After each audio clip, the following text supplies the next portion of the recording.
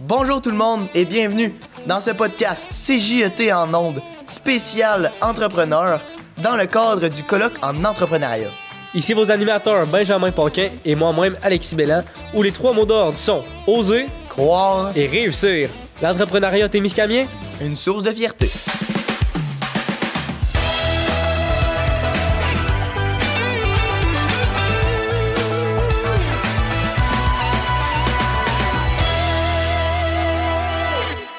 Bonjour tout le monde, bienvenue dans cet nouvel épisode du podcast CJET en ondes, volet entrepreneuriat. Aujourd'hui, on a la chance d'accueillir Madeleine Olivier de l'entreprise Norvie qui est située à Saint-Bruno-de-Guigue. Bonjour. Bonjour. Bonjour, ça va bien? Ça va super bien. Bon, toi Ben, ça va bien? Moi, ça va super bien, puis c'est ce qui compte. Bon, on en a des bonnes nouvelles. Donc, Madeleine Olivier, est-ce que vous pouvez vous présenter un peu? Vous êtes qui dans la vie? Dans la vie, mon Dieu, moi, j'ai pas nécessairement un parcours normal en agriculture. Moi, j'ai grandi à la ferme Norvie, donc je viens de cette entreprise agricole-là. Mais je voulais rien savoir de l'agriculture quand j'étais jeune. Mais non, tout le monde qui grandit sur une ferme a envie d'aller voir d'autres choses parce que c'est beaucoup de travail quand on est ado, habiter sur une ferme. Moi, je suis partie de la région après mon secondaire. J'ai étudié et travaillé en ingénierie. J'ai été ingénieure électromécanique pendant 11 ans. J'ai travaillé un petit peu partout en province, jusque dans... On est d'accord que ça n'a rien à voir avec l'agriculture? Ça n'a rien à voir. Ça n'a vraiment rien à voir. Mais tu sais, j'aimais les sciences. Puis je sais plus trop pourquoi j'ai abouti en ingénierie. J'ai sincèrement aimé ça. Puis à un moment donné, j'ai comme eu le fameux appel de l'agriculture. Puis c'était quoi cet appel-là? Oui, comment c'est arrivé, là? C'est quoi le déclic? Un matin, le déclic. Non, mais je pense que il y a deux choses là-dedans. Tu sais, il y a l'entrepreneuriat, puis il y a l'agriculture ou venir d'un domaine agricole. Moi, j'ai grandi en voyant des parents entrepreneurs, puis pour moi, c'est un mode de vie normal, l'entrepreneuriat. Puis j'étais pas entrepreneur quand j'étais ingénieure. J'aurais pu être entrepreneur et ingénieur, je ne l'étais pas. Puis je travaillais à ce moment-là pour une très grosse multinationale. C'est un emploi super intéressant, mais tu sais, c'est gros, puis tu vois pas nécessairement l'aboutissement concret de tout ce que tu fais, puis tu partages pas nécessairement les valeurs de cette entreprise-là. Mm-hmm. Puis je m'ennuyais aussi beaucoup des paysages agricoles du Témiscamingue. Tu sais, quand on a grandi au Témis, c'est ça. Qu'on revient à nos vacances, puis qu'on voit l'horizon agricole, ça me manquait vraiment beaucoup. Tu sais, en ville, moi, j'étais pas capable. J'ai habité à Fermont pendant 6 ans. J'ai adoré Fermont, mais c'est très forestier. L'agriculture, là, il y a une entreprise agricole, puis je me rendais compte que j'étais toujours rendue là. Ah ouais? Bonjour Francine, si tu m'entends. Une grosse dédicace à Francine. Une chance que Francine était là. Une chance que Francine était là. Puis, c'est ça. On a planifié un transfert de ferme presque 6 ans avant que je laisse tomber l'ingénierie pour bien le faire. Convaincre mon chum aussi de revenir en agriculture. C'était... oui, là, je pense que je suis à ma place. Je suis contente d'avoir fait mon parcours d'ingénieur. Je regrette quand même de ne pas avoir fait un parcours d'aller étudier dans le domaine agricole, parce que là, c'était clair, je ne voulais pas retourner aux études. Tout ça, j'ai assez donné dans les études. C'est assez. C'est assez. Mais c'est ça. Je pense que d'être à la fois entrepreneur, ça me convient plus que d'être employé. Puis, être entrepreneur en agriculture, ça rejoint qui je suis. Le meilleur des deux mondes. Oui. Ouais. Je sais pas. Je sais pas, mais ça me correspond à moi. OK. C'est ce qui compte. Je suis bien là. Puis est-ce que ça vous a handicapé un peu, justement, pour avoir fait des études dans l'agriculture? C'est sûr. Là, j'arrive là, puis il y a plein d'affaires que je sais pas. Mais tu avais un peu une base, vu que tu as grandi là, ça se peut-tu un peu? C'est sûr que, tu sais, en termes d'opération, il y a beaucoup de choses que j'avais déjà vues, que j'avais déjà fait.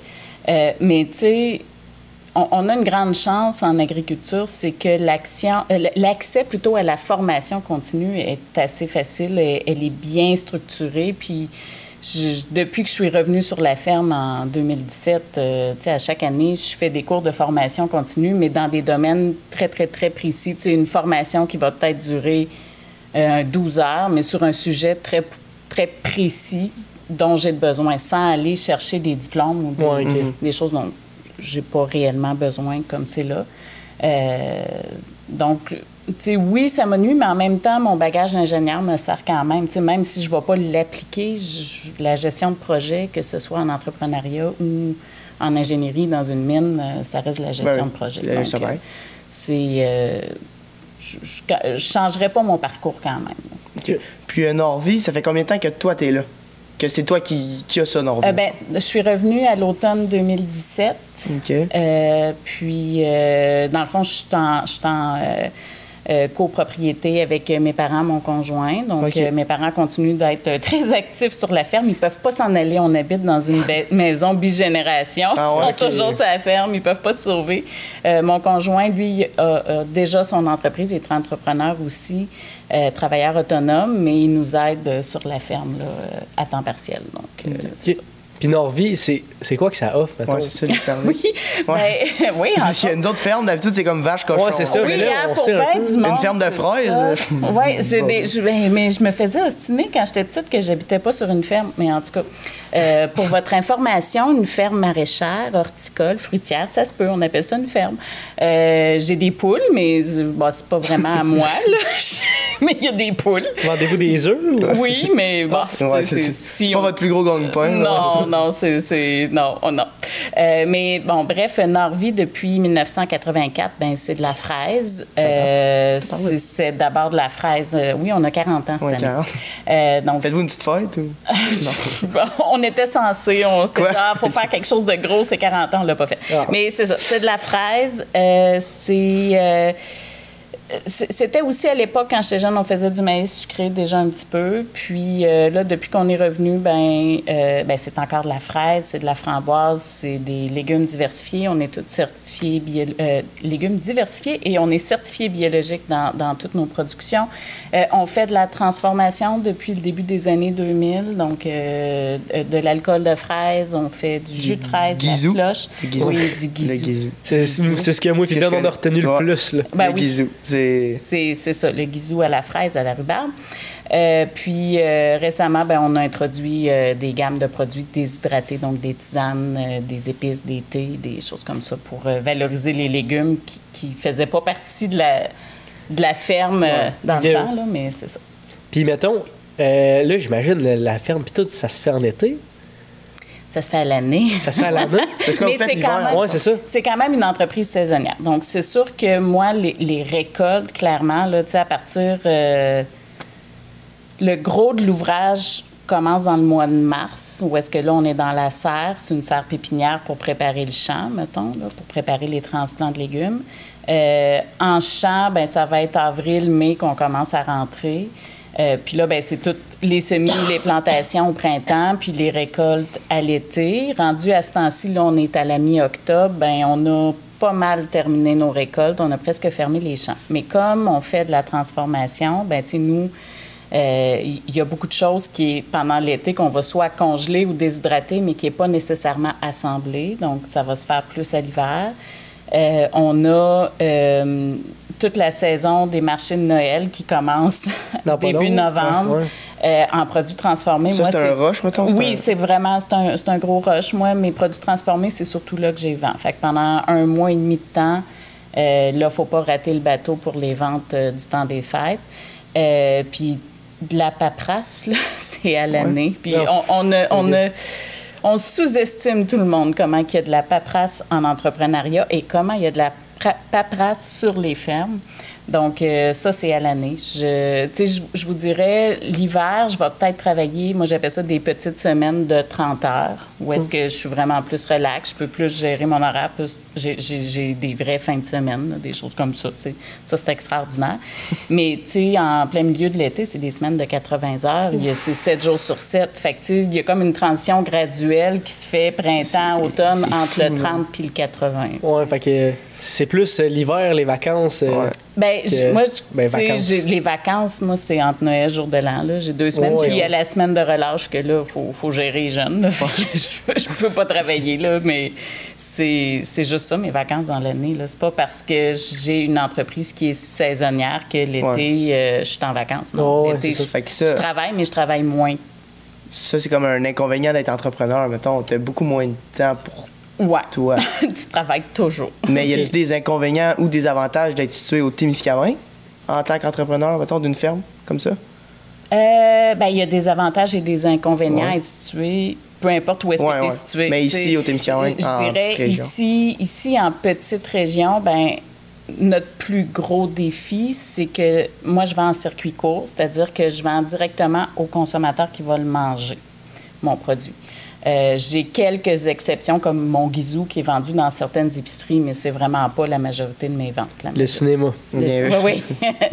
Puis, donc, le désavantage qu'on a en région ici, ou le défi qu'on a, c'est la densité de population par kilomètre carré. Ça veut dire que moi, pour me rendre jusqu'à un client pour y vendre un produit, ou que le client se rende jusqu'à moi pour vendre un produit, il y a beaucoup de kilomètres.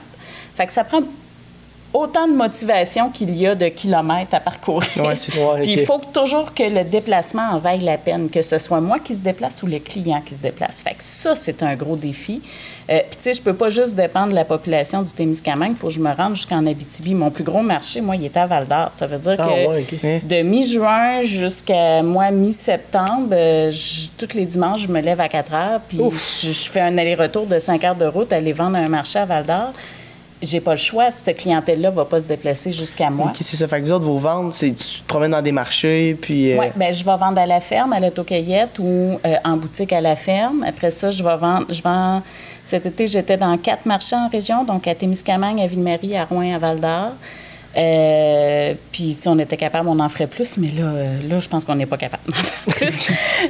Puis on est dans des événements, comme la foire gourmande. On faisait plus d'événements avant, mais avec la pandémie, on a comme révisé notre plan d'affaires événements, mettons. Puis après ça, ça va être de la revente. Donc, dans les petites épiceries ou des choses comme ça. Okay. C'est comme ça. Puis, bon, l'avantage à être au Témiscamingue, pour revenir à votre question initiale, je pense qu'il y a un sentiment d'appartenance ici qui est pas comparable aux grandes villes. Pour tout notre bassin de clients, ils ont une fierté des entreprises locales. Là. Vous avez de la visite, hey, on va aller aux fraises, ou hey, on va boire du guizou. Connais-tu le guizou? Mais il y a toujours comme une fierté régionale qui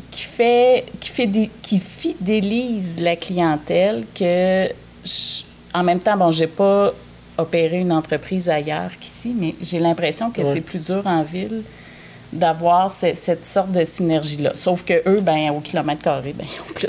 C'est ça. Il y a des avantages, puis il y a des inconvénients un peu partout. Oui, c'est ça. Puis, c'est sûr qu'en étant en région considérée éloignée, nous, les frais de transport pour entrer ou sortir de la région sont toujours élevés. Fait que tous mes intrants ont des frais de transport qui se rajoutent au coût des intrants qu'une entreprise qui serait plus proche des grands centres n'aurait pas.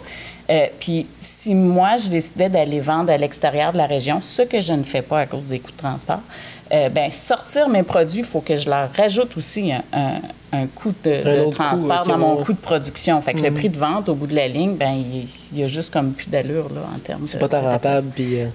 c'est ça. Ça devient moins intéressant comme prix de vente, moins compétitif, en fait. Fait que il faut réfléchir autrement.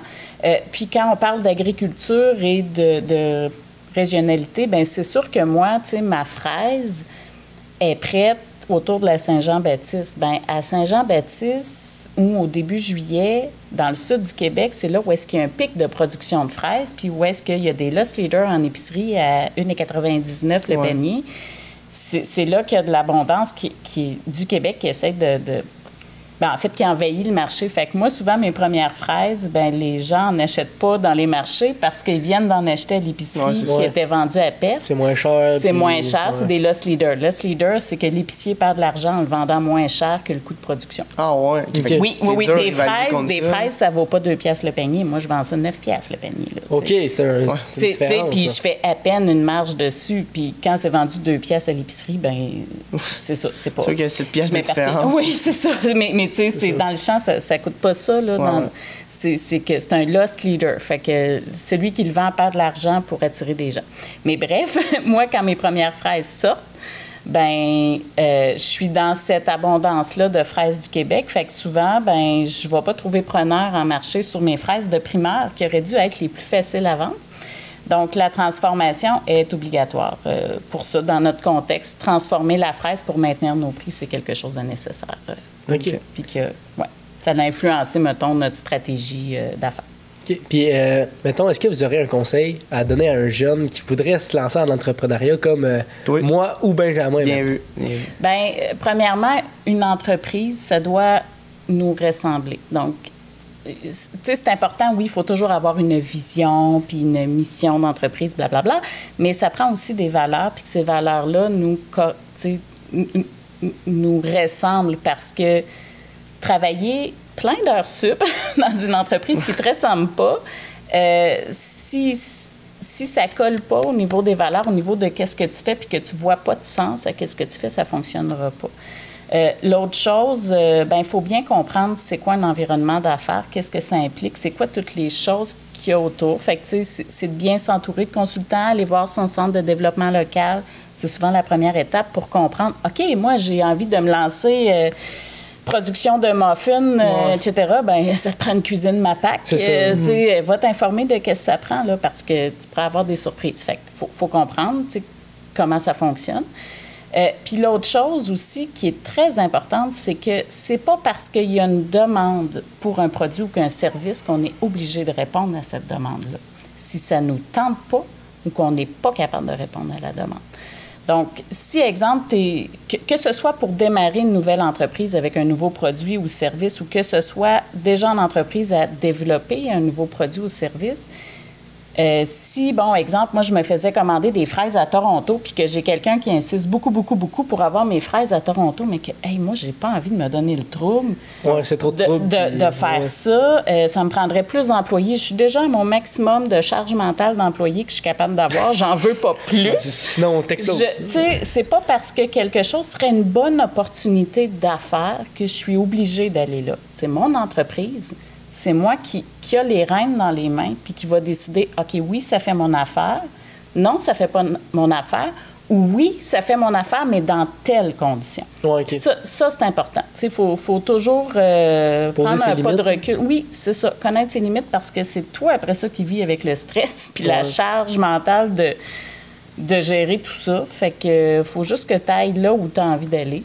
Puis, il faut savoir calculer. Je suis désolée, là, mais c'est ça. Il faut savoir calculer. C'est ça, pas être entreprise. OK, merci beaucoup de votre temps. Ça fait merci aussi aux téléspectateurs d'avoir regardé cet épisode et on se donne rendez-vous au prochain épisode.